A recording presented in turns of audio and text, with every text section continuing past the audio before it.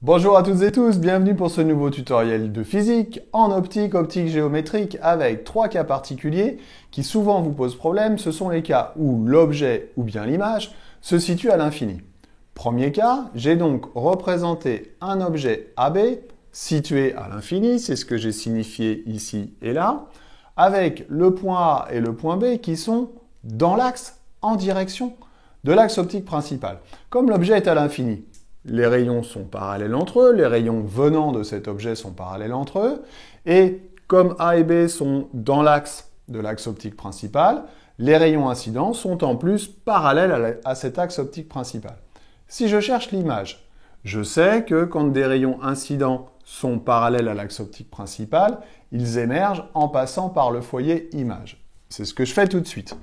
Je prends donc ce rayon-là, hop, il passe par F'. Si je prends ce rayon-là, il passe par F' également. On va donc avoir une image qui se trouve au niveau du foyer image de la lentille. Quand un objet se situe à l'infini, son image se trouve au niveau du foyer image. Mais si maintenant, le point B n'est plus dans l'axe de l'axe optique principal, mais forme avec cet axe optique principal un angle. Si par exemple, j'essaye de visionner la Lune, ou si j'essaye de trouver l'image de la Lune au travers d'une jumelle par exemple. Comme l'objet est toujours à l'infini, les rayons sont toujours parallèles entre eux, mais cette fois, ils ne sont plus parallèles à l'axe optique principal. Il va falloir donc que je trouve une solution pour trouver l'image. Qu'est-ce que je vais prendre? Comme souvent quand je cherche l'image d'un objet au travers d'une lentille convergente, je vais prendre le rayon lumineux qui passe par le centre optique, parce que je sais que ce rayon lumineux n'est pas dévié. Donc je vais prendre un rayon lumineux qui vient de l'infini, et qui est donc parallèle aux deux autres, et qui passe par le centre optique. Voilà.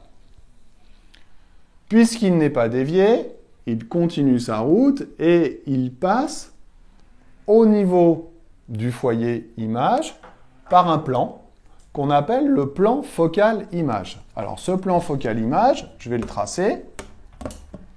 C'est donc un plan qui est perpendiculaire à l'axe optique principal et qui passe par le foyer image.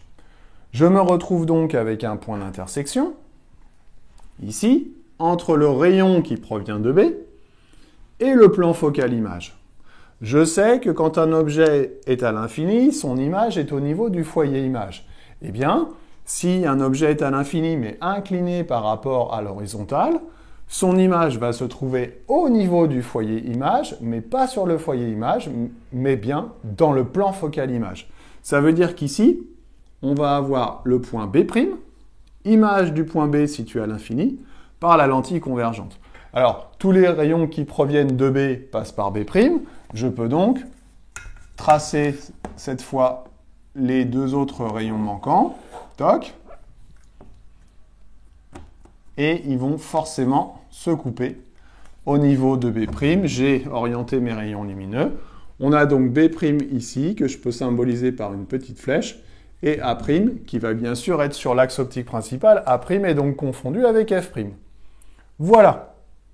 Alors si maintenant, plutôt que d'avoir mon objet AB à l'infini, je mets l'objet AB au niveau du foyer objet. Eh bien, je vais raisonner de la même façon. Objet à l'infini, image au niveau du foyer image. Si l'objet est maintenant au niveau du foyer objet, eh bien, l'image va se retrouver à l'infini. Comment je vais faire? Comme d'habitude, pour tracer une image par une lentille convergente, je pars de B, je prends un rayon qui est parallèle à l'axe optique principal. Si ce rayon incident est parallèle à l'axe optique principal, il émerge en passant par le foyer image. Et puis je vais prendre un deuxième rayon qui passe par le centre optique. Alors je vais être obligé de tricher un tout petit peu. Voilà, hop. On s'aperçoit que les rayons émergents sont parallèles entre eux. Si les rayons émergents sont parallèles entre eux, ça veut dire que le point B' va se situer à l'infini dans l'axe de ces rayons. Quant au point A', image de A, il va se situer toujours sur l'axe optique principal, mais lui aussi à l'infini. Voilà donc 3 petits cas particuliers. Je répète, objet à l'infini, image au niveau du foyer image ou bien dans le plan focal image. Et si l'objet se situe au niveau du foyer objet, alors son image se situe à l'infini. J'ai été un petit peu long, mais j'espère quand même que j'ai été clair. Je vous dis à bientôt pour d'autres tutos. Bye bye.